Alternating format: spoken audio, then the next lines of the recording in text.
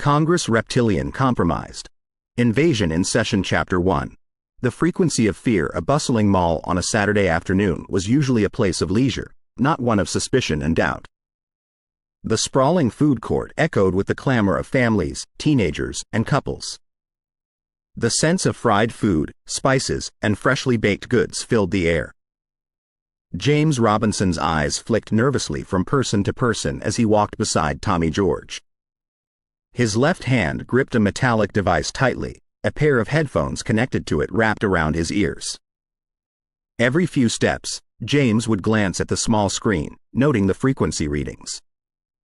"James," Tommy began, trying to keep his voice low to avoid drawing attention. "Are you sure about this? I mean, doing it in a public place with so many people around? What if we're seen?" James shook his head, tightening his grip on the frequency generator. "It's the perfect place. The reptilians believe they can hide amongst us. We need to prove they can't." Tommy sighed, running a hand through his messy hair. "I just think we're taking a huge risk." The duo reached the center of the food court, near the ornate fountain. Children giggled as they tossed coins into it, making wishes. James scanned the area, taking a deep breath, and activated the frequency generator. A subtle, almost imperceptible hum emanated from the device. To the average person, it would be drowned out by the ambient noises. But to the reptilians, if they were present, it would be as grating as a foghorn. As the device hummed, James's eyes darted around, watching for any sign, any indication. And then, it happened. A man in his early 40s, wearing a sharp business suit, suddenly tilted his head to the side, a slight grimace flashing across his face. Then, a teenage girl at a nearby table, engrossed in a book, suddenly clenched her fist, her neck tensing visibly. A moment later, an elderly woman pushing a pram did the same, her eyes darting around as if trying to find the source of her discomfort. Tommy felt a shiver run down his spine. "Did you see that?" he whispered, his face pale. James nodded, shutting off the device. 3. In just this small area. Can you imagine how many more there might be? Tommy looked around, suddenly seeing the crowd in a new light. How did it come to this? They're everywhere. James pocketed the device, leading Tommy away from the fountain. That's why we need to act. If they've infiltrated even our public places to this extent, we're running out of time. They headed toward the exit, but as they approached the large glass doors, James paused, his gaze fixed on a tall man in a long coat, watching them intently. The man's eyes were cold, emotionless, and when they locked onto James's, a chill settled in the pit of his stomach. "We've been noticed," James murmured. Tommy followed James's gaze, his face paling further. "Who is he?" James shook his head. "I don't know, but we need to get out of here." Suddenly, the man began to move towards them, his strides long and determined. James and Tommy exchanged a look, realizing the gravity of their situation. "Run!" James shouted, pushing Tommy ahead of him. The two darted through the exit, weaving through the parked cars. Behind them, the sound of pounding footsteps grew louder, the stranger's determination evident. They sprinted towards James's car, parked at the far end of the lot. Tommy fumbled for the door, his fingers trembling, while James kept glancing back, the stranger drawing closer with every second.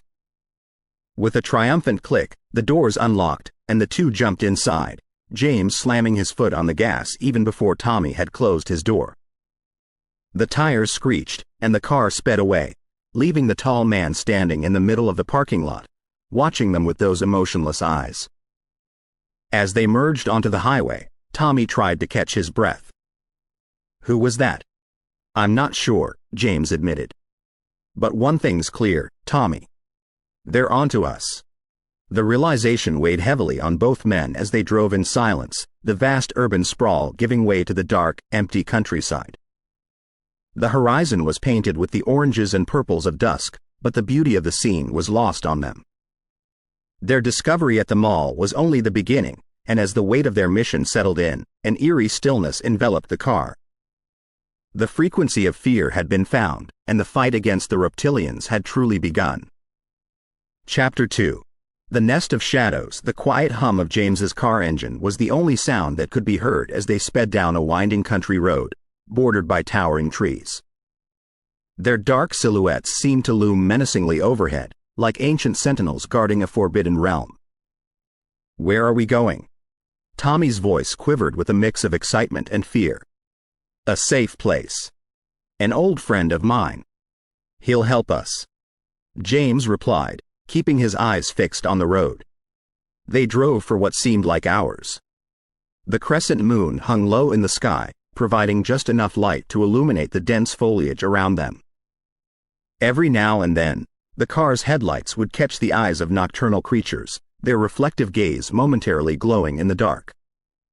Eventually, they arrived at a derelict-looking farmhouse, its windows boarded up, the paint peeling off in large chunks. It appeared uninhabited. "This is the safe place?" Tommy asked incredulously. James didn't reply. Instead, he parked the car and signaled for Tommy to follow him around to the back. As they approached the rear of the farmhouse, a light suddenly flicked on in one of the basement windows. The two descended a set of creaky steps leading to a basement door. Before James could knock, it swung open to reveal a lanky figure, his bald head reflecting the dim light from within. "Marcus," James greeted him with a brief nod. Marcus ushered them inside. The basement was surprisingly well furnished, filled with monitors and all kinds of technological equipment. Blueprints, diagrams, and strange symbols were pinned to the walls. "I saw your message," Marcus said, gesturing to a chair. "You were right to come here. The city isn't safe for you anymore." James nodded, taking a seat. "It's worse than we thought, Marcus. They're everywhere. And they're watching." Tommy, who had been silently observing their exchange, finally spoke up. "Who are they?" Marcus and James exchanged a look before Marcus replied, "Reptilians, or so the rumors say. They've infiltrated every level of society, waiting for the right moment to strike." James's eyes darkened. "And we think that moment is soon. Congress. They're planning something big, Marcus." Marcus frowned, walking over to one of the monitors. "I've been monitoring their communications. They're using encrypted channels, but I've managed to intercept some of their messages." He played a recording. A series of clicks and hisses filled the room, interspersed with a deep, growling voice speaking in an unknown language. "What does it mean?" Tommy whispered. Marcus paused the recording. "It's a call to arms. A summoning. They're gathering their forces for a takeover." James clenched his fists. "We need to expose them, show the world what they really are." Marcus nodded. "I've been working on something. A device that can disrupt their frequencies, render them powerless. But I need your help." The three men spent the rest of the night poring over Marcus's plans, strategizing and preparing for the upcoming battle. Unknown to them, outside the farmhouse, a pair of glowing eyes watched from the shadows. As dawn began to break, the figure retreated, leaving behind a small, inconspicuous device. It blinked once, twice, then emitted a soft beep, signaling a successful connection.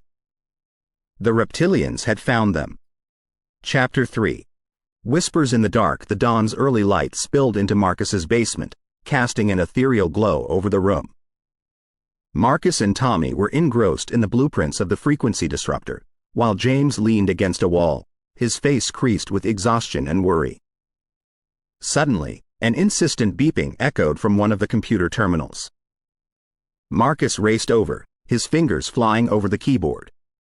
"They've tapped into our communication channels," he whispered, his face ashen. Tommy's eyes widened. "How did they find us?" James shook his head, deep in thought. "It doesn't matter how. What matters is what we do next." Marcus pulled up a video feed on one of the monitors. A dozen or so dark figures could be seen lurking outside the farmhouse, their movements graceful yet predatory. Tommy gulped. "We're trapped." James took a deep breath. "We have two choices. We confront them head-on, or we find a way out. Marcus nodded towards a concealed door at the back of the room. There's a tunnel that leads to the woods. It was built during the Prohibition era.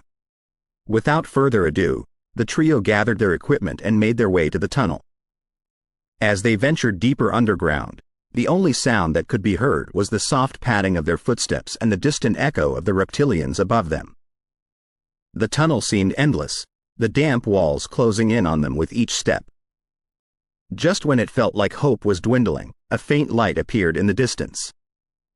Emerging from the tunnel, the men found themselves in the dense forest, the canopy above shielding them from the prying eyes of the reptilians. Suddenly, a soft rustling echoed through the trees.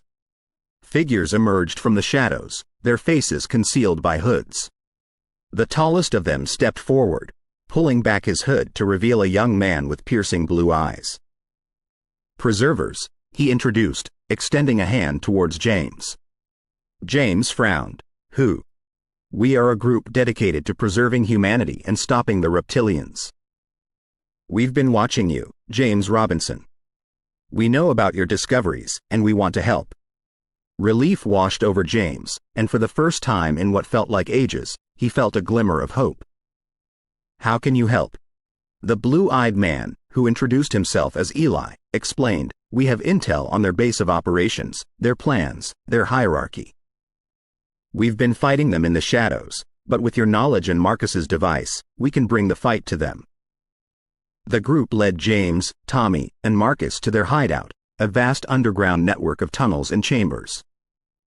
It was clear that the preservers had been preparing for this confrontation for a long time. Eli showed them a holographic map of the city, with red dots indicating reptilian hotspots. Their main base is underneath Congress. They've set up a communication hub there. If we can break in and install Marcus's frequency disruptor, we can render them powerless. The plan was risky, but it was the best shot they had. The preservers had managed to secure uniforms and IDs, allowing a small team to infiltrate the base. James, Tommy, Marcus, and Eli, along with 2 other preservers, were chosen for the mission.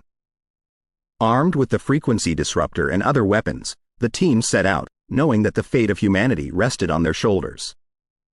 As they approached the entrance to the underground base, James felt a chill run down his spine. They were about to face the enemy head-on, and the stakes had never been higher. Inside, the walls pulsed with a strange, iridescent light, the air thick with tension. The team navigated the maze-like corridors, avoiding guards and security cameras. Finally, they reached the main communication chamber, a vast room filled with humming machines and glowing screens. In the center stood a massive crystal structure, emitting a soft, eerie light. Marcus began setting up the disruptor, while the others stood guard. Time seemed to slow as the device powered up, its hum growing louder and louder. Suddenly, the room was flooded with guards, their reptilian features clear in the bright light.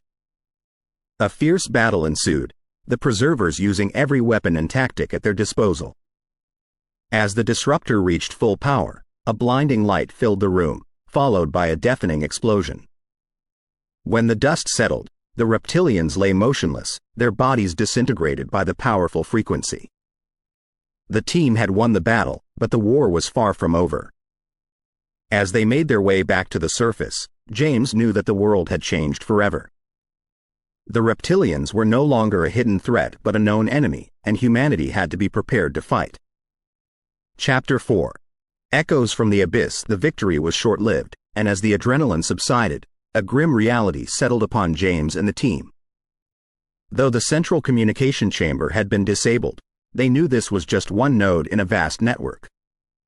Stepping out into the night air, the streets of Washington, D.C. felt hauntingly empty. Buildings loomed like dormant giants, windows aglow with an eerie light. Marcus, ever the technician, was already brainstorming ways to amplify his device's reach. The frequency disruptor worked on a concentrated scale, Marcus mused, fiddling with the remnants of the device. But to really make a dent, we need to access their main power source. Eli paused, deep in thought. There's a legend among the preservers about the Nexus. It's believed to be the main energy hub that powers the Reptilian network. Tommy's gaze darted between the two. So, what you're saying is, we find this Nexus and bring it down. James nodded. Exactly. The underground hideout of the preservers had become a sanctuary for the team. As James and the rest plotted their next move, rumors spread about the team's success in the communications chamber. Survivors and resistance fighters flocked to the hideout, turning it into a bustling hub of activity. Among the newcomers was Lana, a cryptographer whose family had been lost to the Reptilian Takeover. With piercing green eyes and an air of quiet determination, she approached James with a proposal. I've been tracing the Reptilian communication patterns, Lana began, projecting a complex web of data streams onto a screen. There's a pattern to their energy pulses, and I believe it leads to the Nexus. James studied the data, the weight of their responsibility pressing heavily on him. How do we locate it? Lana pointed to a specific energy signature. It's buried deep beneath the capital. But it won't be easy getting there. The security is tighter than anything we've faced. Preparation was essential. Over the next few days, the hideout transformed into a strategic war room. Marcus and Lana collaborated on an upgraded frequency disruptor, one that could harness the power of the Nexus against the Reptilians. Tommy, meanwhile, had been busy liaising with an anonymous hacker group. They were working to disable the city's surveillance systems to provide the team an uninterrupted path to the capital. The combined efforts of both teams turned the daunting task into a tangible plan. The night of the operation was moonless, offering a cloak of darkness for their covert mission. Marcus's disruptor was now fitted into a backpack, a pulsing heart of technology. James, Tommy, Lana, and Eli, equipped with weapons and gadgets, made their way through the city's labyrinthine alleys. Reaching the capital's perimeter, the group encountered their first obstacle. A series of security drones patrolled the airspace, their mechanical eyes scanning for intruders. The anonymous hacker group had done their part. The drones floated aimlessly, their control systems overridden. The true challenge lay beneath the surface. Using the cryptographer's data, the team located a hidden entrance to the underground.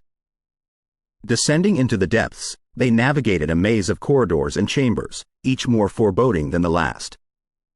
Their journey was eerily silent, save for the soft hum emanating from the walls.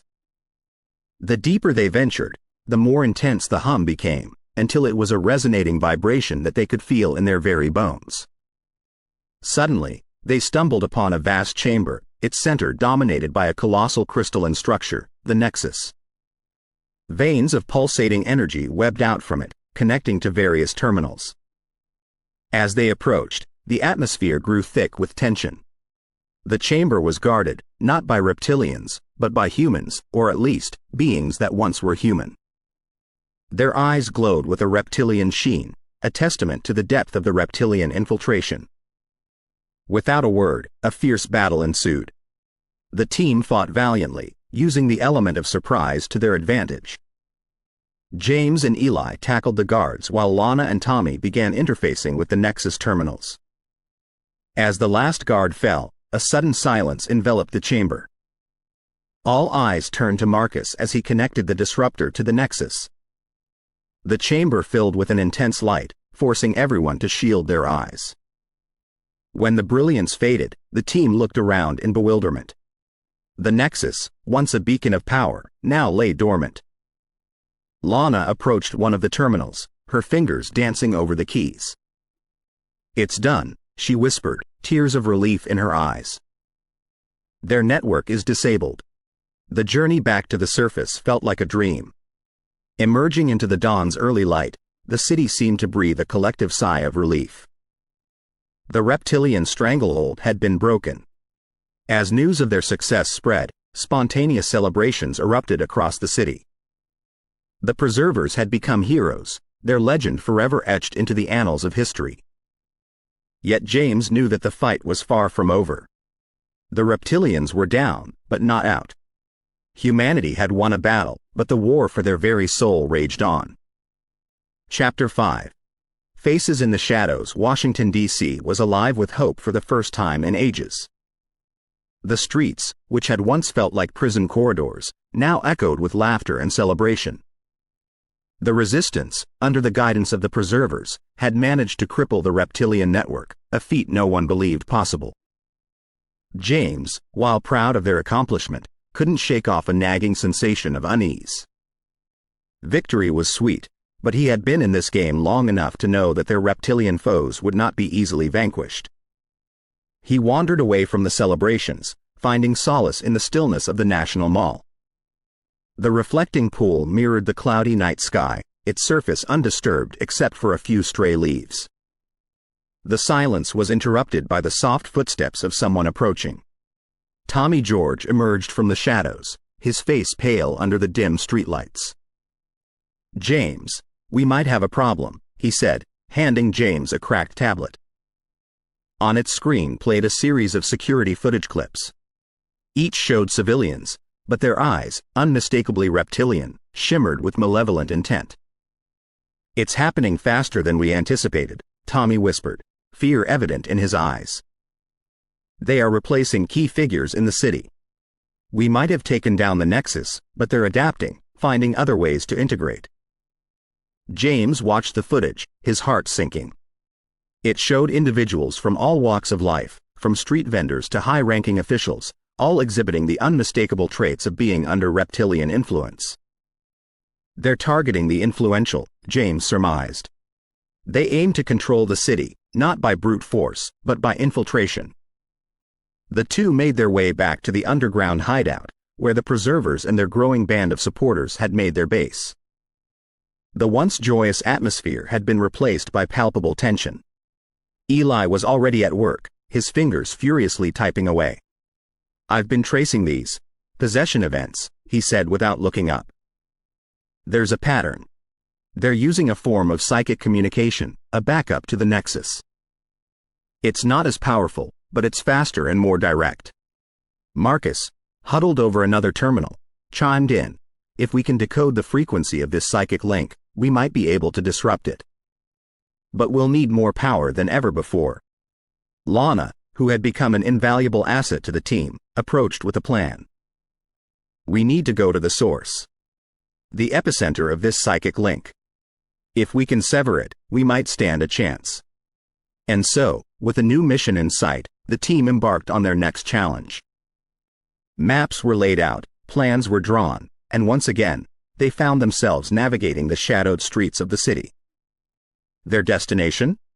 The Library of Congress.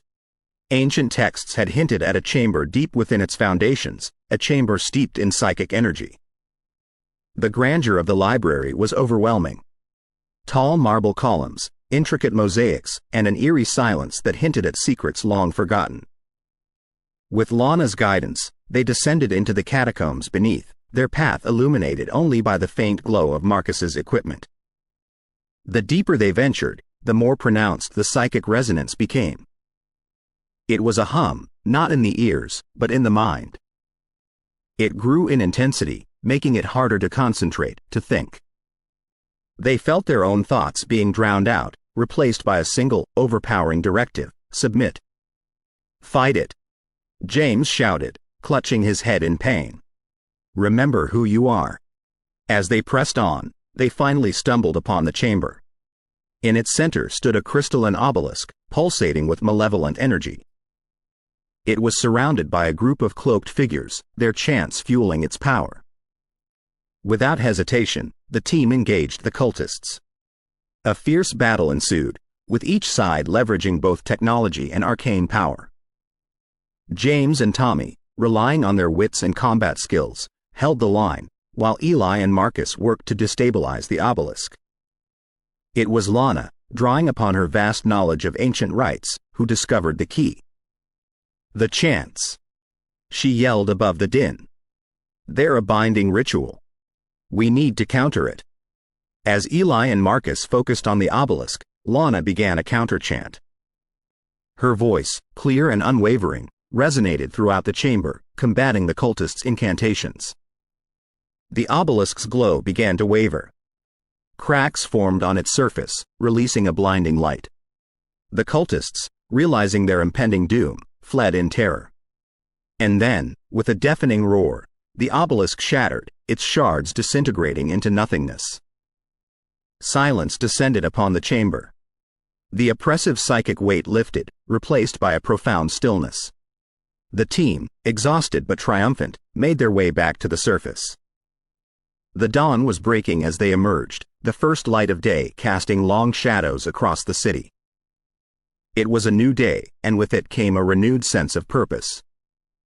James, looking out over the city, knew their fight was far from over. The reptilians, cunning and adaptable, would always find new ways to assert their dominance. But the human spirit, resilient and unyielding, would always rise to the challenge. Chapter 6. Whispers in the dark. The aftershock of their recent success was short-lived. The library's catacombs had been only one facet of the reptilian plot. The whispers began not long after their victory.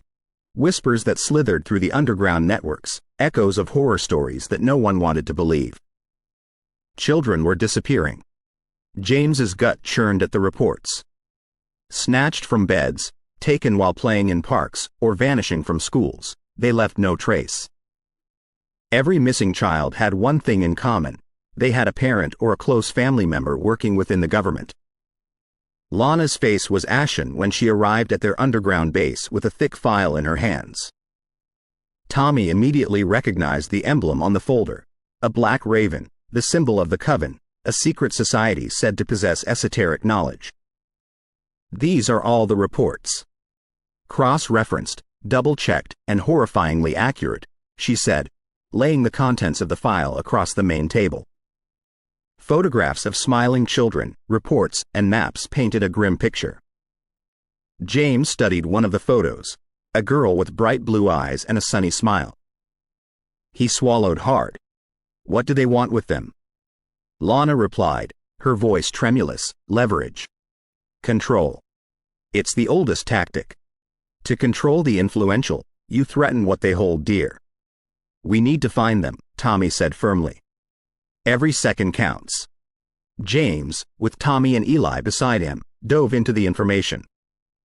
They sought patterns, anything that could lead them to the children.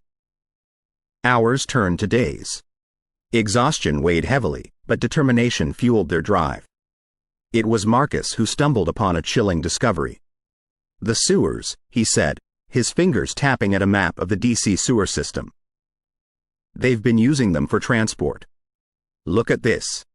He played a grainy video where a faint outline of figures could be seen moving rapidly through a tunnel. The occasional glint of scales was unmistakable. Reptilians. The team geared up, heading into the dank and dark maze of tunnels beneath the city. Eli had managed to tweak James's frequency device to give it a wider range. If any reptilian is within a half-mile radius, we'll know, he assured. The sewers were a claustrophobic nightmare. The darkness was stifling, broken only by the beams from their flashlights. The only sound was the constant drip of water and their own shallow breaths, which echoed eerily off the wet stone walls. Suddenly, a faint hum penetrated the silence, causing the group to halt. James pulled out the frequency device. The screen blinked rapidly, indicating multiple reptilian presences ahead. Cautiously, they advanced, coming to a wider chamber. A dim light emanated from its center, revealing a horrifying scene. Cages filled with children, their faces pale with terror. Guarding them were reptilians, their scales shimmering in the weak light. Without hesitation, a fierce skirmish erupted. James and Tommy, their combat skills honed to a razor's edge, took on the guards. Lana and Eli worked feverishly to free the children, their hands shaking as they fumbled with the cage locks. In the midst of the chaos, a sinister figure emerged from the shadows. Dressed in opulent robes, with reptilian eyes that seemed to pierce the soul, it was clear he was no mere guard but a leader. James Robinson, he hissed, a malevolent grin spreading across his face. You are a thorn in our side, but no more. James squared off with him, the weight of the lives at stake pressing heavily on his shoulders. The two clashed fiercely, each blow echoing in the chamber. Around them, the battle raged on, the fate of the children hanging in the balance. As James and the reptilian leader exchanged blows, Tommy noticed a strange pattern on the floor, an ancient sigil. Realization dawned. The chamber was not just a holding cell but a ritual site. "Lana!" he shouted, pointing at the sigil. "We need to disrupt it." Lana, understanding immediately, began to chant. The air grew heavy as she drew upon her arcane knowledge to counter the dark energy of the sigil. James, using the distraction, delivered a final, crushing blow to the reptilian leader, rendering him unconscious. With the sigil's power disrupted, the remaining reptilians faltered, their connection weakened. The team made quick work of them, securing the chamber and ensuring all the children were safe. The aftermath was a blur of reunions, tears, and expressions of gratitude. The kidnapped children were returned to their families, and for a moment, the weight of their ongoing battle was lifted. But as James stood amidst the rejoicing, he couldn't shake the feeling that this was far from over. The leader's words echoed in his mind. A storm was coming, and they had to be ready. Chapter 7. The raven's omen. The dusk was setting in, and the indigo sky played host to a murder of crows, their dark silhouettes contrasting sharply against the twilight. They circled ominously above James's safe house. Inside, the atmosphere was tense. James, Tommy, and Lana pored over the countless files spread across the table, their fingers smeared with the day's grime. They were looking for a pattern, a sign, anything that could tell them where the reptilians might strike next. Suddenly, the room's dim light flickered, casting eerie, dancing shadows upon the walls. A chill enveloped the space. The very air felt thick, charged with an unseen energy. Lana's eyes widened in recognition, her breath catching. She felt the familiar pull of the arcane, the whisper of dark magics at work. She moved to the window, her gaze fixated on the murder of crows, now settled on the power lines, staring back with beady eyes. "Ravens," she corrected herself, her voice barely above a whisper. James, feeling the palpable shift in the room, turned to her. "What does it mean?" "They are messengers," she began, her voice distant, as if reciting from some ancient tome. "In our lore, ravens signify transition, transformation, but they also bring news of the occult, of something hidden coming to light." Tommy shifted uneasily. "Hidden? Like the reptilian plot?" Lana nodded. "Or perhaps a sign that someone else is aware of our actions." "Someone powerful." Their deliberations were interrupted by a sudden, loud knock at the door. James immediately reached for the gun holstered at his side. Tommy motioned for him to wait and cautiously approached the entrance. He opened the door to reveal Marcus, out of breath and with panic evident in his eyes. "They've taken Eli," he gasped.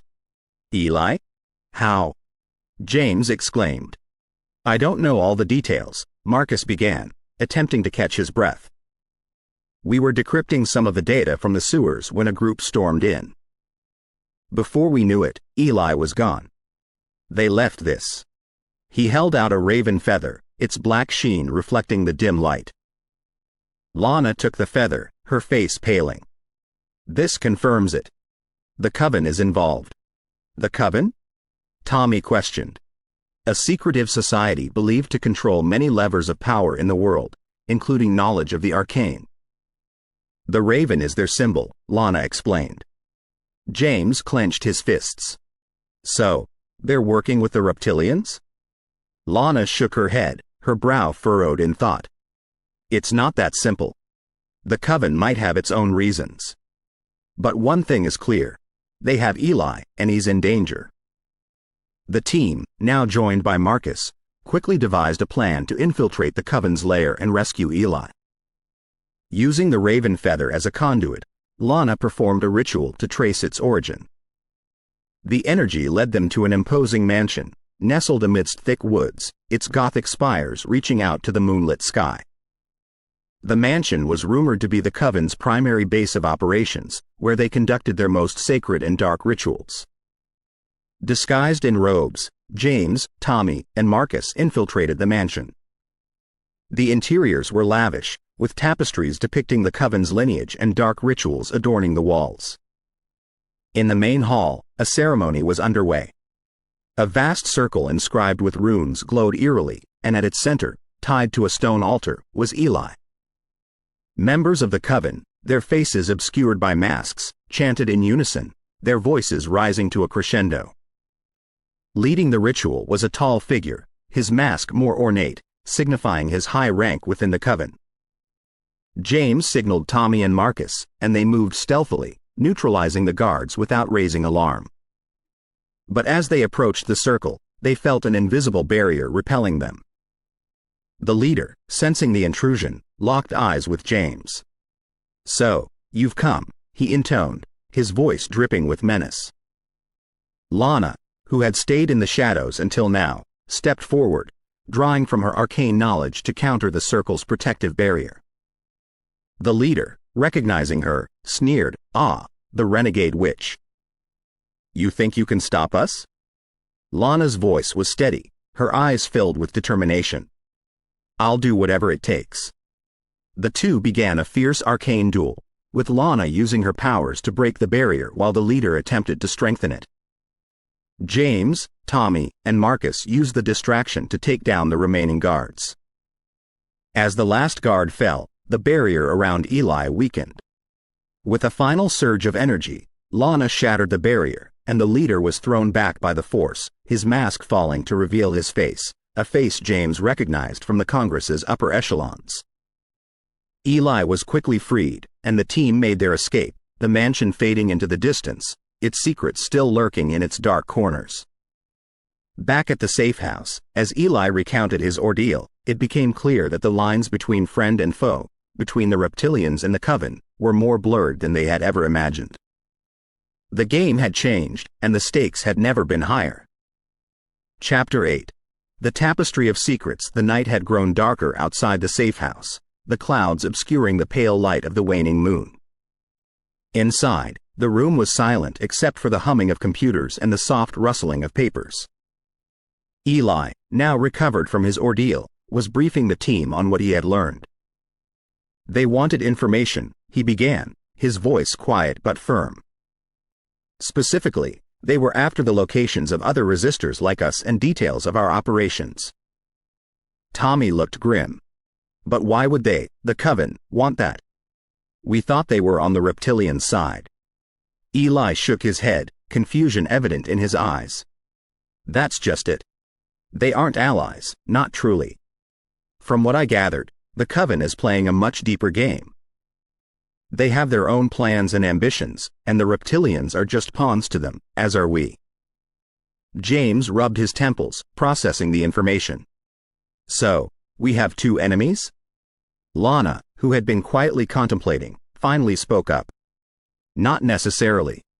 The enemy of our enemy could be our friend, or at least an ally, for now." Marcus chimed in. "So, we use the discord between the Coven and the Reptilians to our advantage?" James nodded. "Exactly. We need to find out more about the Coven's plans." Eli continued, "During my captivity, I overheard them discussing a tapestry. Not just any tapestry, but one imbued with powerful arcane symbols that could unveil their next move." Lana's eyes widened in recognition. "The Tapestry of Secrets. Legends speak of it. Whoever possesses it can gain insights into the hidden machinations of the world. But its location has always been a mystery. We need to find it before they do," James declared. Using Eli's intel and Marcus's hacking skills, the team managed to narrow down the tapestry's possible locations. The most probable was an old, abandoned cathedral in the heart of the city, which had seen centuries come and go and had its own tales of the arcane. As they neared the cathedral, the air grew cold, and a palpable sense of foreboding settled around them. The Gothic arches and spires, darkened with age, stood tall, casting eerie shadows. Inside, the vast space was filled with the echoes of whispered prayers and chants long past. But what caught their attention was the large, ornate tapestry hanging behind the altar, depicting scenes of cosmic battles, celestial alignments, and ancient rituals. Lana stepped forward, her fingers lightly grazing the woven threads. The tapestry responded, its patterns shifting and swirling as if alive.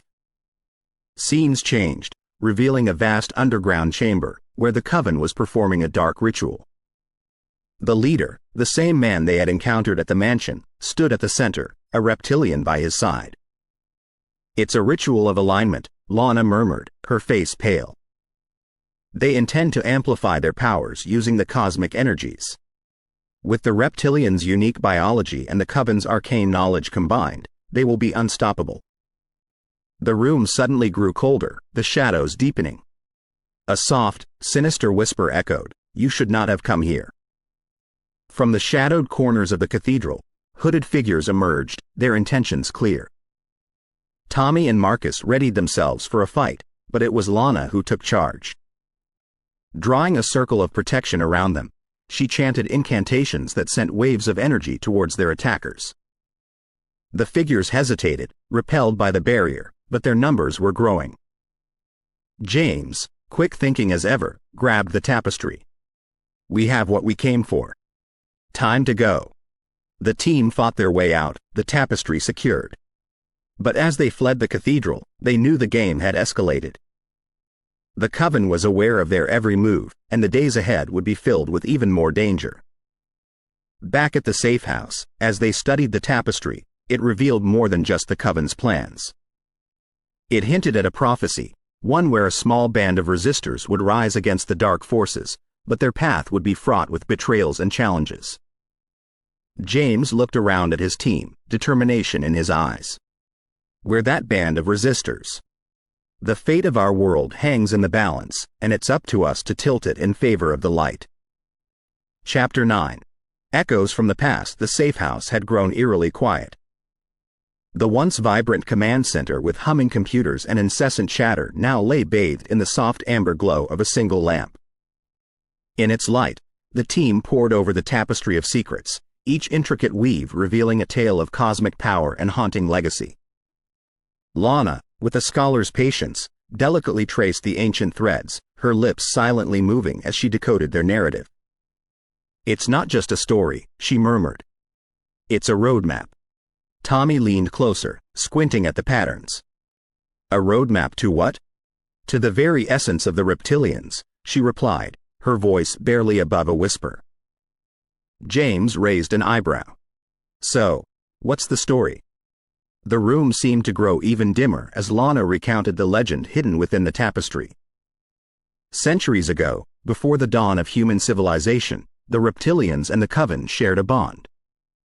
Not of friendship, but of mutual respect and power. They forged an alliance, but as with all deals rooted in darkness, it was doomed.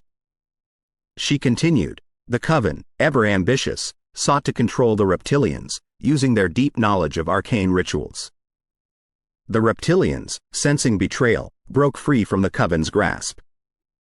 This resulted in a cosmic war that spanned realms and realities." Marcus interrupted, "So, how does this ancient feud tie in with their current plans?" Lana's finger pointed to a specific pattern on the tapestry. "This is the key. It depicts the celestial alignment, a rare cosmic event where energies from different realms converge. The coven aims to harness this energy to control the reptilians once more." Eli's face turned grave. "And if they succeed?" "Unimaginable power," Lana breathed. "Power that could enslave every living being on Earth." A heavy silence enveloped the room, punctuated only by the distant howl of the wind outside. James, ever the pragmatist, broke the stillness. "So, what do we do?" Tommy, inspired by the revelations from the tapestry, declared, "We find a way to disrupt their ritual. We've faced them before, and we can do it again." A spark of hope ignited within the group, but the tapestry had one final revelation. Lana's face paled as she discerned its message. "There's more. The tapestry speaks of a guardian, a being of immense power, destined to rise during the celestial alignment. This guardian could either aid the coven or help us thwart their plans." James leaned in, his eyes sharp. How do we find this guardian? Lana hesitated, then whispered, the tapestry suggests the guardian is not someone we find but someone who will find us when the time is right. As the weight of their task loomed ahead, the team fortified their resolve. Plans were laid out, strategies devised. Yet, amid the preparations, a haunting thought lingered. Who was this mysterious guardian? And when they appeared, would they be friend or foe? Outside the safe house, shadows moved stealthily, eyes glinting with anticipation. The coven was watching, waiting for the right moment to strike. The celestial clock was ticking, and the fate of the world hung delicately in the balance. Chapter 10. The gathering shadows. The tapestry's revelations sent ripples through the group, shaking their foundation of trust. But time was an elusive ally, and they couldn't afford to wallow in doubt. Tommy paced the length of the safe house, his restless energy palpable. We can't wait for this guardian, he snapped. We need to take action. James, leaning against a desk strewn with research, nodded in agreement. We need to find out more about this celestial alignment. If we can understand it, maybe we can disrupt it. Lana, deep in thought, interjected, there's a place, the Luminous Archives. It's an ancient library hidden away from the world, known only to a few. It holds manuscripts on cosmic phenomena that date back eons. If there's any place to understand the celestial alignment, it's there. Eli's tech-laden fingers paused above his keyboard. And how do you propose we get there? Lana took a deep breath. We need the orb of serendipity. James raised an eyebrow. The what now? Lana smiled weakly. Legend speaks of an artifact, the orb. It holds the power to open portals to hidden realms. My ancestors were its guardians. I know where it's kept. Marcus scoffed. So, we use a mythical orb to enter a hidden library. Just another day then. But even as they planned, they were being watched. The walls of the safe house, thought to be secure, concealed listening devices. The coven was always a step ahead. Within the clandestine chambers of their lair, the high priestess of the coven sat enthroned. Her ancient eyes, pools of obsidian, stared intently at a projection of the group. She traced the lines of the tapestry with a taloned finger, her lips curling into a malicious grin. Let them come, she hissed, they play right into our hands. Back at the safe house, the team geared up. James handed Tommy a compact device, its LEDs blinking. It's a frequency disruptor. If the reptilians are guarding the orb, this will throw them off. Tommy nodded, slipping it into his pocket. Let's get that orb then. As they neared the location, an ancient mausoleum hidden deep within a forgotten forest, the weight of their mission pressed upon them. They were not just battling for their reality but for every soul on Earth. Lana, guiding the group, halted before an intricate stone door. This is it, she whispered. Before they could make their next move, shadows descended. Reptilians, their scales shimmering in the moonlight, surrounded them. The frequency disruptor worked, disorienting their foes, giving the team a fighting chance. But it wasn't the reptilians they needed to fear. From the shadows emerged members of the coven, their faces obscured by hooded cloaks, their intentions clear. They wanted the orb. A fierce battle ensued. Dark magic clashed with technology, ancient curses met modern defenses. Tommy, with unparalleled agility, dodged curses, his every move a dance of survival. James, always the strategist, orchestrated their defense, while Eli and Marcus fought fiercely, their bond evident. Lana, reaching the door, chanted an incantation. The door groaned and shifted, revealing the orb, a luminous sphere pulsating with ethereal energy. Seizing the orb, she whispered to it, pleading, imploring it to show them the way. As its glow intensified, a portal materialized. Without hesitation, the team dove in, leaving the battle and their pursuers behind. They found themselves in a vast, grand library, its shelves touching the heavens, every tome a testament to knowledge and power. The Luminous Archives. But as they took in their surroundings, a chilling realization set in. They weren't alone. The library had its guardians, and they didn't take kindly to intruders. Giant statues, once dormant, now came to life. Their stone forms, formidable and relentless, closed in. The team was trapped in the heart of the archives, surrounded by knowledge but facing annihilation. Chapter 11. Whispers in the halls of knowledge. The giant statues loomed over the group, every step echoing like a death knell through the vast expanse of the luminous archives. Their stone visages were devoid of emotion, but their intent was clear: protect the library at all costs.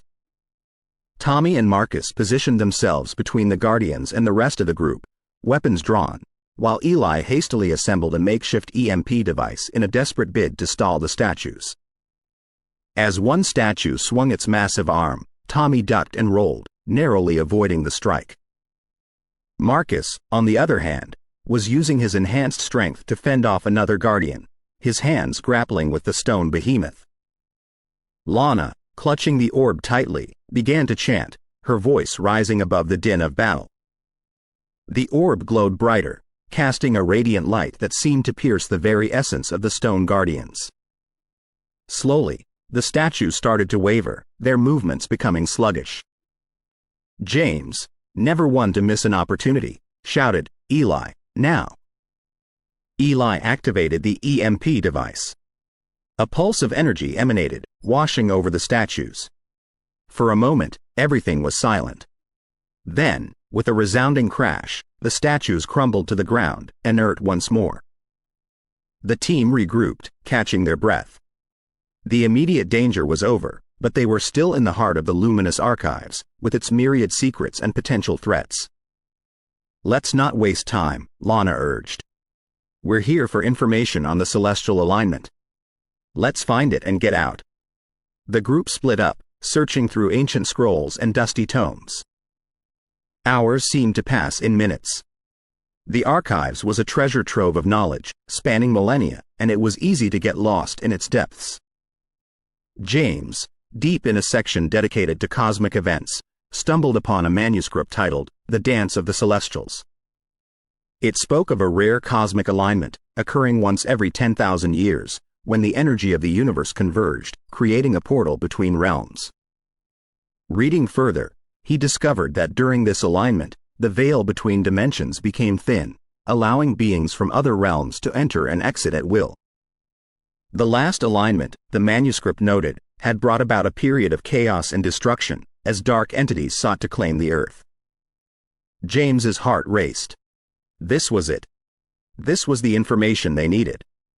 But as he turned the page, he found a chilling note. The next alignment was imminent, mere days away. The stakes had just become unimaginably higher. Meanwhile, Lana, in a section dedicated to artifacts, found a scroll detailing the Orb of Serendipity. The orb, it seemed, wasn't just a key to hidden realms. It was also a beacon, a source of immense power that could either protect or destroy. It was no wonder the Coven wanted it. As the group reconvened, sharing their findings, the weight of their mission settled heavily upon them. They had the knowledge, and with the orb, they had a fighting chance. But time was against them. As they prepared to leave the archives, a soft whisper caught James's ear. Following the sound, he found himself in front of a hidden alcove. Inside, a spectral figure, an ancient librarian, shimmered into view. "You seek to stop the alignment," the apparition stated, its voice echoing from ages past. "We do," James replied. "But we're running out of time." The spectral librarian nodded. "The answers you seek lie not just in the past, but in the future. Look beyond the veil, and you may yet find hope." Before James could respond, the apparition vanished, leaving him with more questions than answers. As the group exited the luminous archives, stepping back into their world, they were met with a scene of chaos. The sky, once a serene blue, was now streaked with ominous clouds, and the air crackled with tension. The Coven had begun their final ritual. Chapter 12. The ritual. The atmosphere in the city had shifted dramatically. The streets, usually bustling with life, were now eerily quiet, save for the distant sound of chants that seemed to originate from every direction. A purplish hue dominated the skies, the clouds swirling menacingly as if to signal the looming calamity. "We need to find the center of this ritual," Lana said, her eyes scanning the horizon. Marcus, with his enhanced hearing, closed his eyes and concentrated. "It's coming from the old cathedral," he whispered, pointing to a towering structure in the distance. The group moved swiftly, avoiding the wandering masses who seemed to be in a trance, moving methodically towards the cathedral.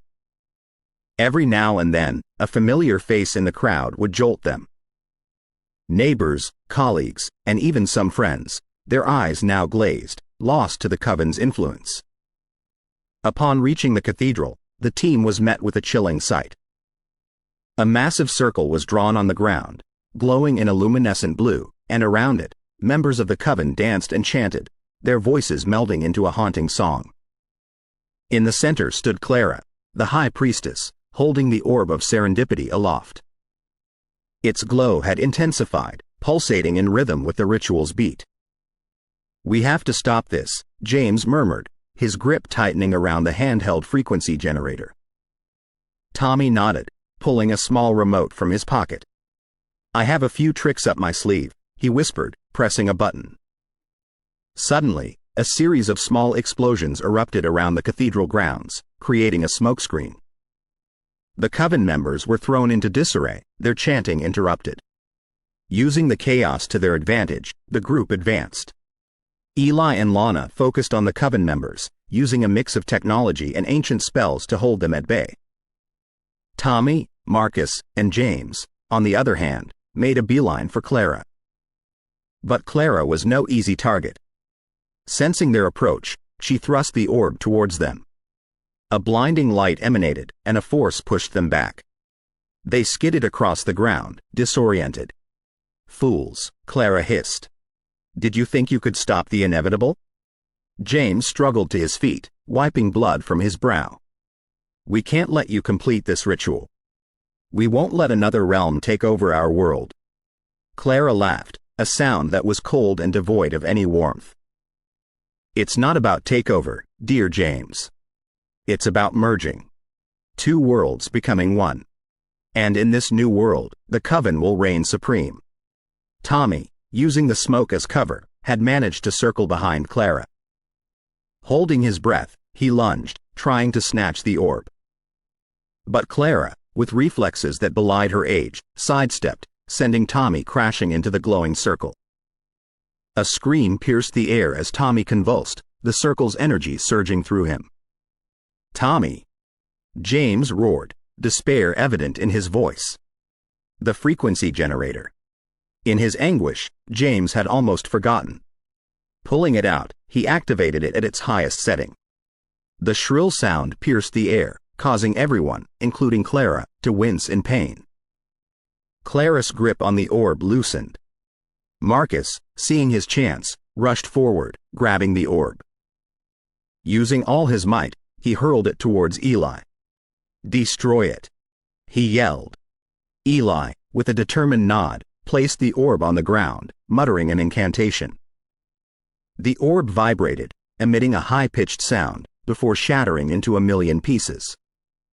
A shockwave emanated from the broken orb, knocking everyone off their feet. The once luminescent circle dimmed and then disappeared.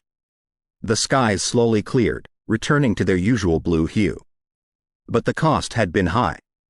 Tommy lay motionless, his body scorched from the circle's energy. The group gathered around him, their victory overshadowed by their loss. The battle might have been won, but the war was far from over.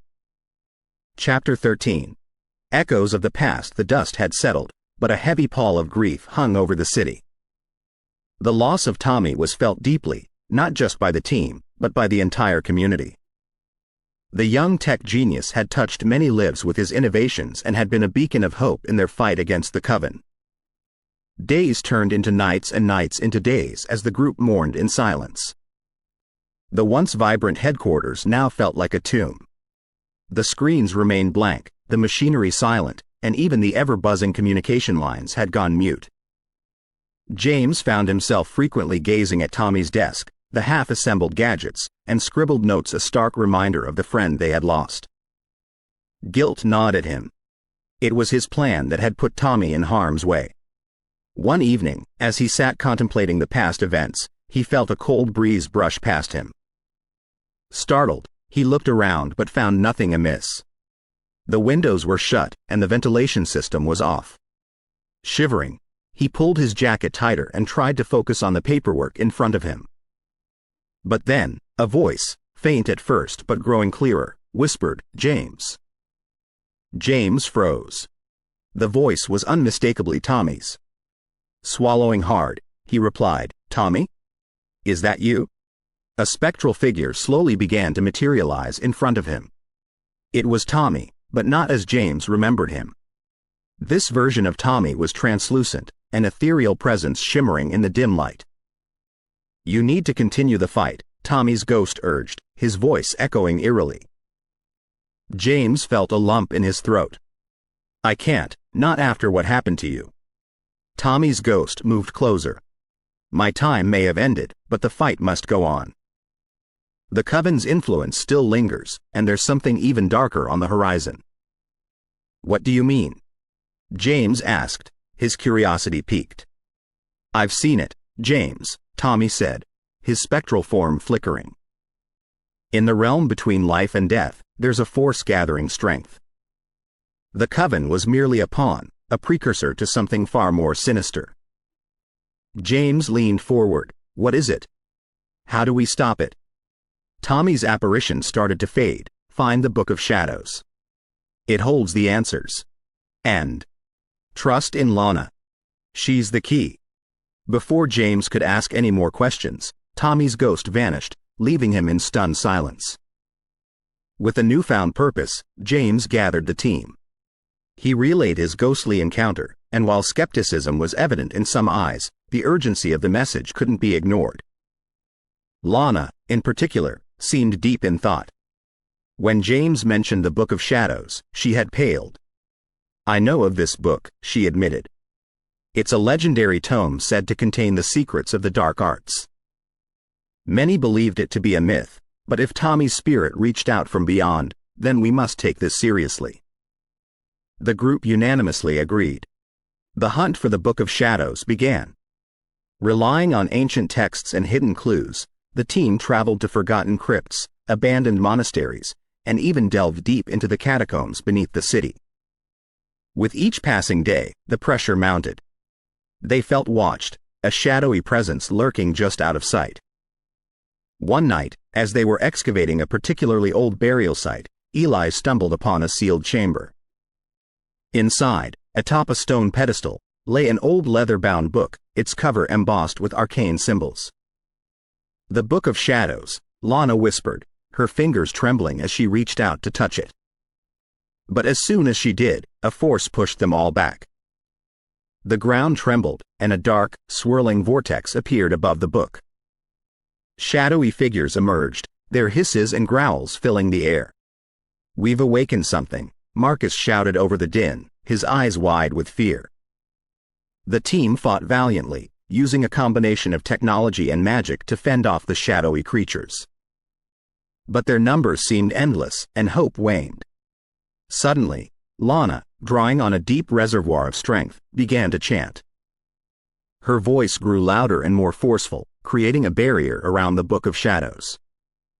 The shadow creatures, unable to penetrate the barrier, screamed in frustration before being sucked back into the vortex. With a final, ear-splitting roar, the vortex closed, leaving the team panting and disoriented. Lana, her energy spent, collapsed.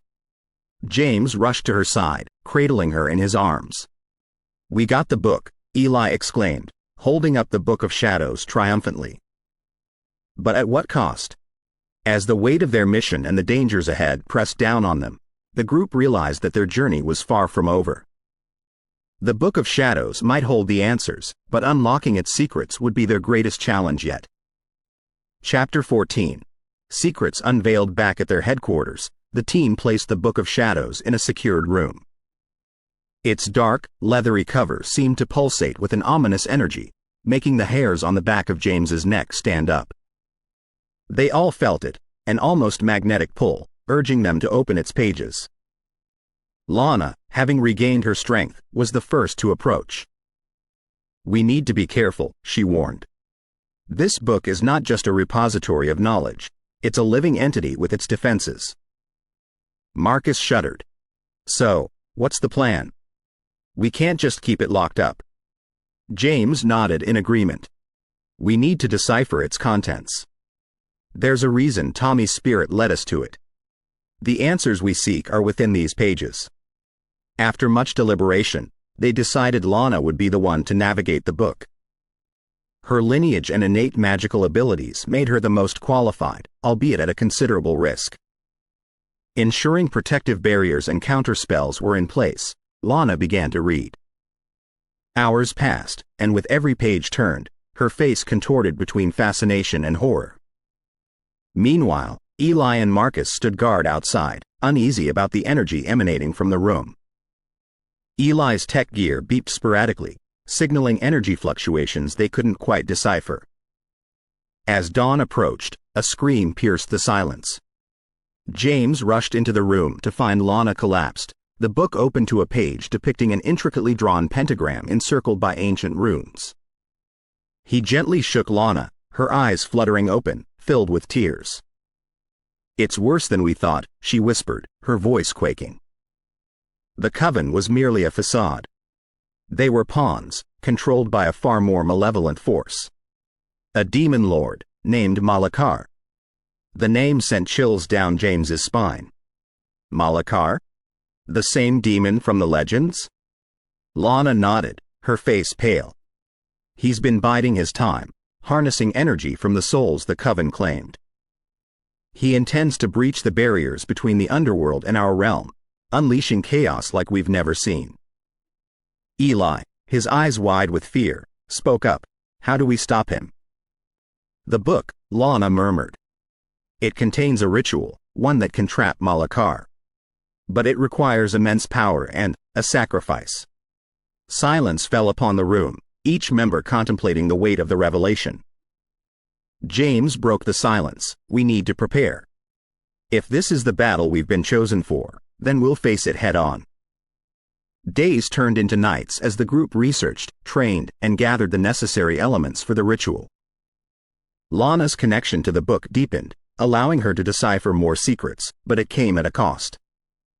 Dark circles formed under her eyes, and her once vibrant energy seemed diminished. One evening, as they were finalizing their plan, the ground shook violently. Eli's monitors displayed a growing dark vortex at the city's center, identical to the one they had witnessed earlier. "It's begun," Marcus exclaimed, grabbing his gear. As they neared the vortex, the devastation was evident. Buildings were in ruins, streets torn apart, and shadowy creatures roamed freely, terrorizing the few remaining citizens. Amidst the chaos stood a figure, cloaked in darkness, emanating an aura of pure malevolence, Malakar. His eyes, a fiery red, locked onto Lana's. "You cannot stop what has been set in motion," he boomed, his voice echoing through the void. Lana, drawing upon her remaining strength, began chanting the ritual.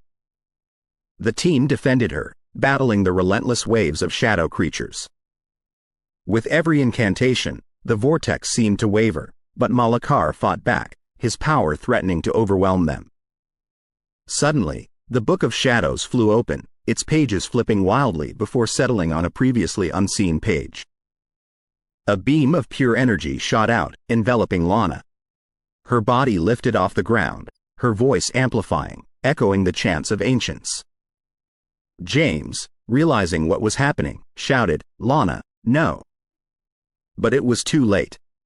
The energy consumed her, drawing Malakar into the vortex, which started to close.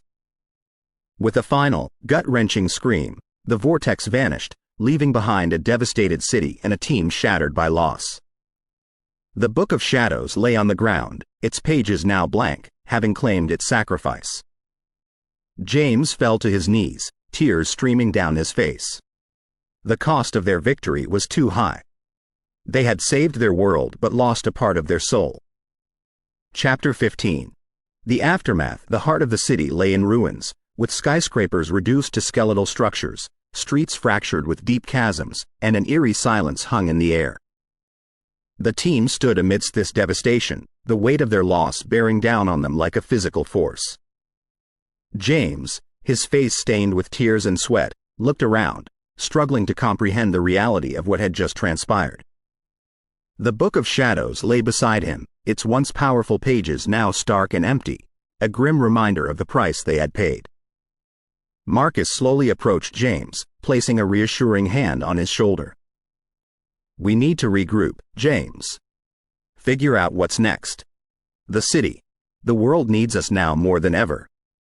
But James seemed lost, his eyes vacant. The death of Lana, someone he had come to regard as a sister, had shattered something inside him. Eli, always the pragmatic one, was already scanning his devices. "The energy readings are stabilizing, but there's still residual dark energy scattered around. We need to cleanse the city." A few hours later, back at their makeshift headquarters, the team began the arduous task of healing and rebuilding. They were joined by other groups and individuals, survivors who wanted to help, their spirits unbowed by the catastrophe. Together, they formed a resistance of sorts, fighting against the lingering darkness and working towards a new dawn. But as the days turned into weeks, it became clear that the damage inflicted by Malakar and the Coven was not just physical. The very fabric of their reality had been altered. Shadows moved on their own, people reported seeing apparitions, and there was a general sense of unease, as if the barrier between the living and the dead had been irrevocably damaged. Eli's tech picked up anomalous readings across the city. "It's like ghost energy," he remarked one evening, "but it's fluctuating, unstable. I think they're trapped souls, unable to move on." James, hearing this, seemed to snap out of his melancholy. "Then we need to help them. We owe it to Lana and to all those who have been lost." The team set out, armed with Eli's tech and Marcus's extensive knowledge of the arcane, to locate and release these trapped souls. It was during one of these missions, in an old abandoned theater, that they encountered her. A faint silhouette, bathed in a soft ethereal glow, stood on the stage. It was Lana, or at least, a part of her.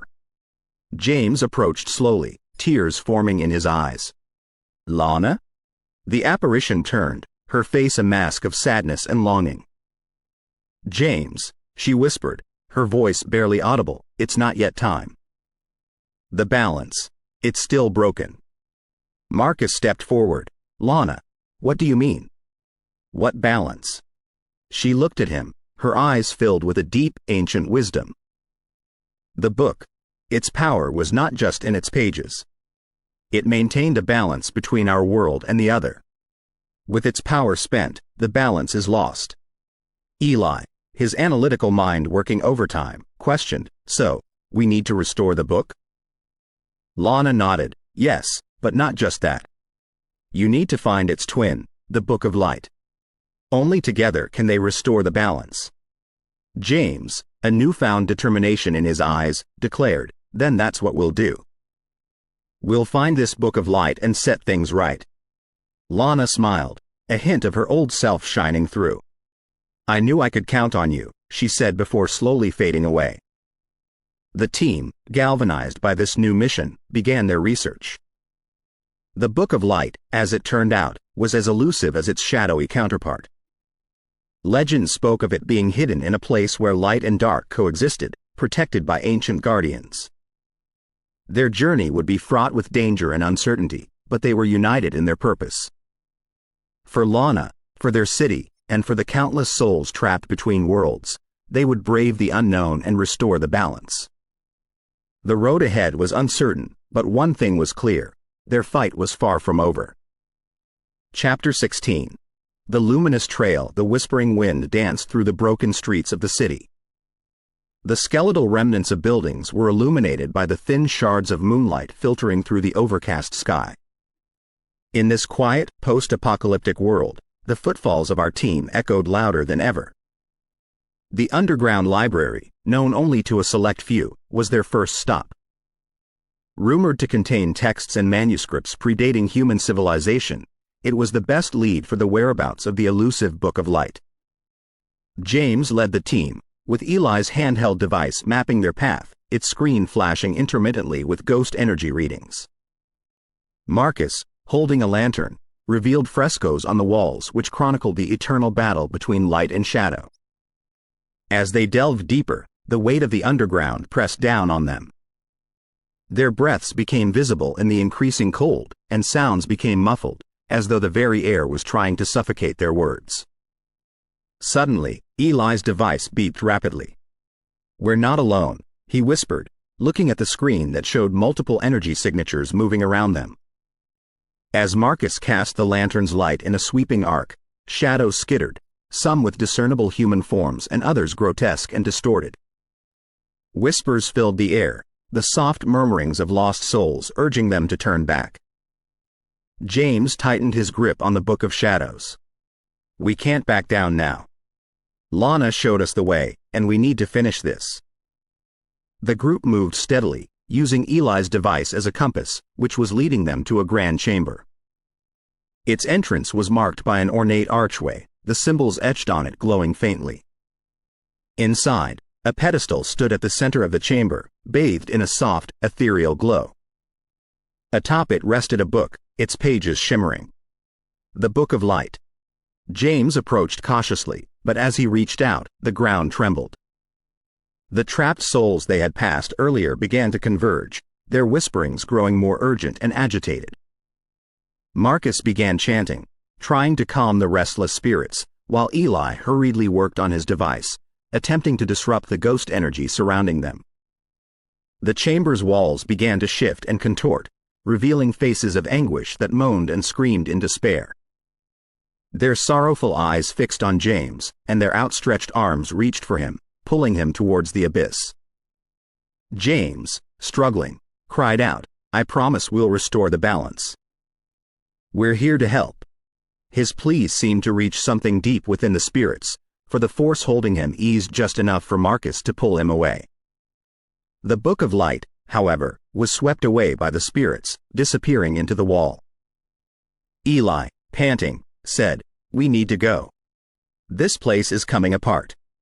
As they sprinted back the way they came, the underground library crumbled, sealing itself off. Once outside, the team caught their breaths. The weight in the air had lifted slightly, but the gravity of their mission weighed heavily on their shoulders. Eli's device beeped again. "The book. It's still here.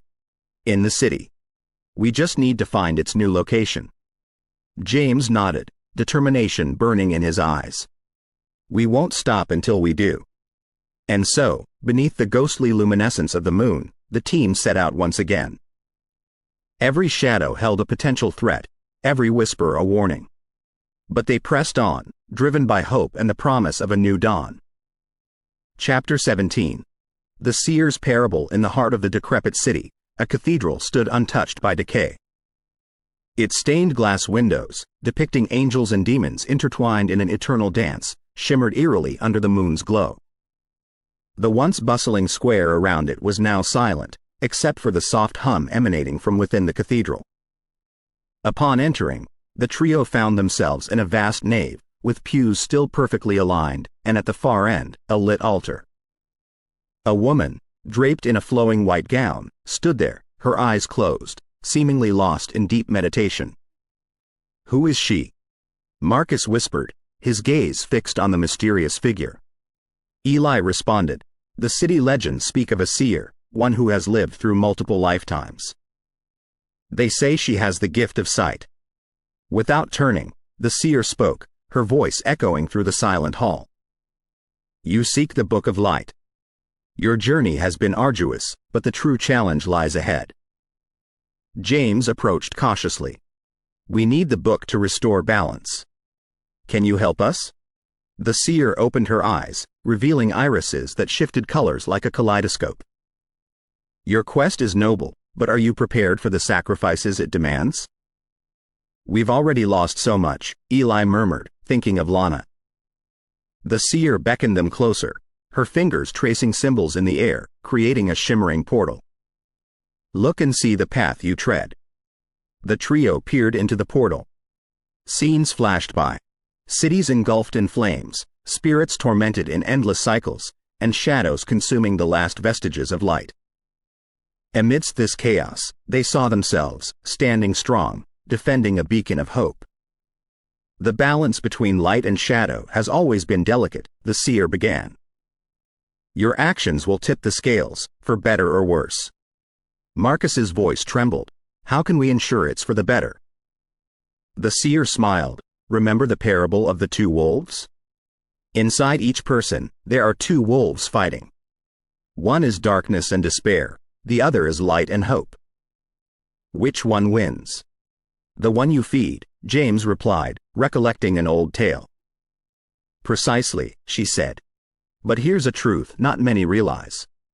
Sometimes, the wolf of light needs to venture into the dark to find its way back, brighter and stronger. Eli, pondering her words, asked, so, to find the book of light, we must embrace the shadows? You must understand them, the seer clarified. For only by acknowledging and confronting the darkness can one truly appreciate and harness the power of light. Suddenly, the cathedral shook, dust falling from its ancient rafters. A deep, guttural growl echoed, and shadows began to coalesce at the entrance. They've found us, Marcus said, drawing a protective circle around them. The seer, her voice calm, chanted an incantation. The altar glowed brighter, pushing back the encroaching shadows. The book of light has been taken by the Shadow Keeper, a spirit corrupted by the very darkness it once sought to contain. To retrieve the book, you must face this entity and free it from its torment. James clenched his fists. Where can we find this Shadow Keeper? In the heart of the city's labyrinth, she replied. But be warned, the labyrinth is a reflection of one's soul. It will test you, confront you with your deepest fears and regrets. Eli looked at his device, its screen now showing a complex maze with a pulsating energy at its center. This must be it. As the shadows outside grew denser, the seer's form began to wane. Remember, she whispered, her voice fading, balance is achieved not by eliminating the darkness but by integrating it. With the seer's guidance, the team knew their next destination. The cathedral's protective glow shielded them as they stepped into the cold night, prepared to enter the labyrinth, confront the Shadow Keeper, and reclaim the Book of Light. As the trio ventured deeper into the heart of the city, the weight of their mission, the lives lost, and the looming confrontation with the Shadow Keeper weighed heavily on their minds. But they pressed on, their resolve unbroken, guided by hope and the promise of restoring balance. Chapter 18. Descent into darkness. The city's outline, so familiar from a distance, seemed alien up close, especially with the looming entrance of the labyrinth ahead. The dark gaping maw beckoned, offering both a promise of answers and a threat of oblivion. The entrance to the labyrinth was marked by twin statues, each holding a torch that burned with a ghostly blue flame. It was said the flames were the spirits of those who had ventured into the maze and never returned. They were a somber reminder of the peril that lay ahead. The trio paused, gathering their thoughts and strength. Eli took a deep breath. This might be our toughest challenge yet. The labyrinth mirrors our very souls. It will exploit our fears and regrets. Marcus nodded, remembering the tales of lost wanderers driven mad by their own memories and nightmares. We need to stick together, no matter what. This isn't just a physical maze. It's a maze of the mind. James, ever the leader, added, remember, our mission is to retrieve the Book of Light. Our feelings, fears, and regrets are real, but we can't let them dominate us. Steeling themselves, they crossed the threshold, the chilling air closing around them like an icy embrace. The walls were made of old, weathered stones, each one seemingly holding a tale of its own. They were etched with ancient symbols, some glowing faintly. They started on a straight path, but it soon branched off into multiple directions. The further they ventured, the more disorienting the labyrinth became. The path twisted and turned, sometimes leading to dead ends, sometimes looping back onto itself. But what was even more unsettling were the whispers, faint, barely audible murmurs that seemed to come from the very walls themselves. As they ventured deeper, their surroundings began to change, reflecting their individual fears and regrets. Eli found himself in his old lab, the place where it all began. The devices he once created for the betterment of mankind were now twisted parodies, their screens showing scenes of destruction and chaos. His hands shook as he saw Lana, her face contorted in pain, reaching out to him. "Why did you let me go, Eli?" she whispered. Marcus, meanwhile, was transported to his childhood home. He saw himself as a young boy, playing with his sister. As they laughed and played, a dark shadow loomed over them, growing larger and more menacing. "Save her, Marcus," the child version of him pleaded. "Don't let it take her." James's vision was perhaps the most heart-wrenching. He found himself back on the battlefield, surrounded by fallen comrades. The deafening sounds of war echoed all around, and he saw his younger self, filled with anger and vengeance, charging recklessly into the fray. The older, wiser James tried to shout a warning, but his voice was lost in the chaos. Amidst these haunting visions, a deep voice echoed through the maze, chilling them to their core. "Turn back, seekers. The book is mine, and so too will be your souls." It was the voice of the Shadow Keeper. Shaking off their fears, the trio regrouped, realizing they needed to break free from the maze's psychological grip. "We have to focus," Eli urged. "These visions, they're just distractions." Marcus, his eyes filled with determination, added, "The seer said we'd have to face our fears and regrets. Let's confront them and move forward." James, clenching his fists, declared, "Our mission is bigger than our personal demons. Let's retrieve that book and bring back the light." Using Eli's device, which now showed a clearer path through the maze, they pressed on, evading traps and confronting their nightmares head-on. As they neared the heart of the labyrinth, the visions became more intense, the whispers louder, and the presence of the Shadow Keeper more palpable. Finally, after what felt like hours, they emerged into a vast chamber, its ceiling lost in darkness. In its center stood an altar, and upon it rested the Book of Light, its pages shimmering softly. But guarding it was the Shadow Keeper, a towering entity made of pure darkness, its eyes two burning coals. The final confrontation was at hand. Chapter 19. The Keeper's Game. The vast chamber pulsed with an energy that was palpable, almost organic. Every shadow seemed to writhe and twist, as if alive. The very air felt charged, as though the room itself anticipated the impending confrontation. The Shadow Keeper, a towering entity of pure darkness, stood between them and the Book of Light. Its presence was suffocating, like a weight pressing down on their chests. Yet its eyes, those fiery, burning coals, held a gleam of intelligence, even amusement. "So, you've come," its voice echoed, deep and resonant, as if it emanated from the very bowels of the earth. "Seeking the book, are you?"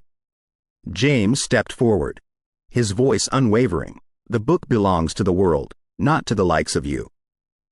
The entity laughed, a sound that was both chilling and mocking. "The world? The world is in chaos, young seeker. What makes you think the book will change that?" Eli, clutching his device tightly, responded, "The book holds the power of knowledge and light. It can guide humanity out of the darkness." Marcus, his face etched with determination, added, "And we'll do whatever it takes to get it." The Shadow Keeper's fiery eyes appraised them. "Very well. I'll offer you a chance. A game, if you will. If you win, the book is yours. But if you lose, your souls will forever be mine." The trio exchanged glances. The stakes were high, but they had come too far to back down now. "What's the game?" James asked cautiously. The entity gestured to the center of the chamber, where three ancient pedestals emerged from the ground, each holding a relic. "Each of you will face a challenge, linked to your deepest fears and regrets. Succeed, and you move closer to the book. Fail, and you're mine." Eli approached the first pedestal, which held a mirror. As he looked into it, he found himself back in his lab.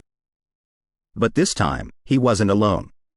Shadows writhed around him, and a phantom version of Lana emerged, her eyes filled with accusation. Fix the past, Eli, she whispered. Eli realized what he had to do. Using his device, he began to rearrange the lab's components, addressing each failure he recalled, each mistake he had made that had led to the disaster. As he worked, the shadows began to recede, and the phantom Lana's expression softened. When he was done, the mirror shattered, and he was back in the chamber, one step closer to the book. Marcus approached the second pedestal. On it was an old, worn-out teddy bear, a relic from his childhood. As he touched it, he was transported to the past. The dark shadow that had once loomed over him and his sister now stood before him. With a roar, it lunged. But Marcus was prepared. Drawing upon the skills he had honed over the years, he faced the entity, each move, each strike, symbolizing his determination to protect and his regret for not having done enough. With a final, powerful blow, the shadow dissipated, and Marcus found himself back in the chamber. James approached the final pedestal. Upon it rested a soldier's helmet, battered and worn. Picking it up, he was back on the battlefield. The cries of fallen comrades echoed around him. But this time, he wasn't the reckless young man seeking vengeance. He was a leader, guiding his men, making strategic decisions, saving as many as he could. When the battle was over, the scene shifted, and he found himself at a memorial, honoring those who had fallen. The weight of leadership, the burden of decisions, and the cost of war pressed upon him, but he carried them with grace. The scene faded, and he was back in the chamber. The Shadow Keeper, observing all this, seemed momentarily taken aback. Impressive, it admitted. But the game isn't over. Suddenly, the chamber began to shift and distort, and the trio found themselves in a vast, dark void, with the Shadow Keeper now an enormous, looming presence. To win the book, it declared, you must face me together. United in purpose, James, Eli, and Marcus combined their strengths. Eli's device, Marcus's combat skills, and James's leadership merged into a cohesive force.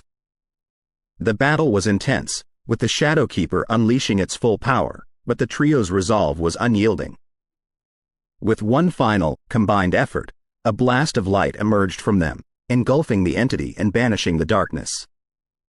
As the chamber reformed around them, they found themselves standing before the altar, the Book of Light now within their grasp. But the journey was far from over. Chapter 20. Echoes of the past. The ancient chamber held its breath. The confrontation with the Shadow Keeper was over, but the atmosphere remained thick with anticipation. The Book of Light, lying majestically on the altar, seemed to pulsate with an ethereal glow, drawing James, Eli, and Marcus towards it. James took a cautious step forward, reaching out hesitantly to touch the book's ornate cover.